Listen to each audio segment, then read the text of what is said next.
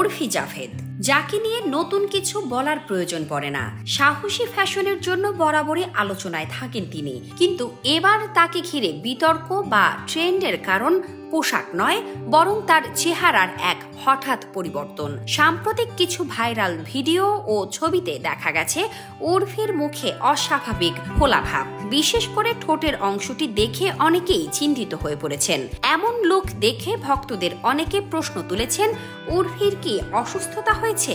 কেউ কেউ আবার সরাসরি অ্যালার্জির কথা বলছেন।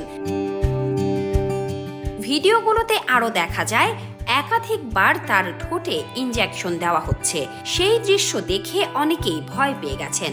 তবে নিজের এই চেহারার পরিবর্তনের কারণ নিয়ে মুখ খুলেছেন উর্ফি নিজেই। তিনি স্পষ্ট করেছেন, মুখে যে ফিলারগুলো আগেই করানো ছিল সেগুলো নষ্ট হয়ে যাওয়ায় তিনি তা সরিয়ে ফেলছেন। আর সেই প্রতিক্রিয়া মোটেও আরামদায়ক নয়, বরং অত্যন্ত কষ্টদায়ক।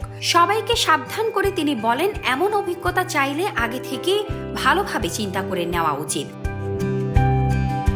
উর্ফি এর আগেও ঠোঁটে ফিলার ও বোটক্স নেওয়ার কথা স্বীকার করেছেন।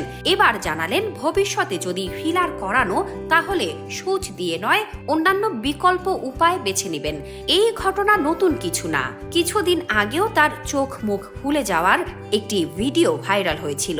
তখন তিনি চিকিৎসকের পরামর্শ চেয়ে ছবি পোস্ট করেছিলেন সামাজিক যোগাযোগ মাধ্যমে।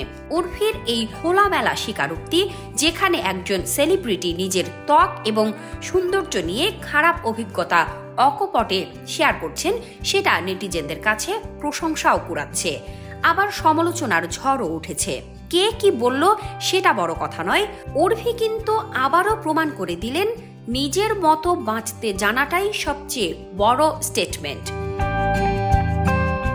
শামসাদ শাহনিন, দৈনিক আওয়ার বাংলাদেশ।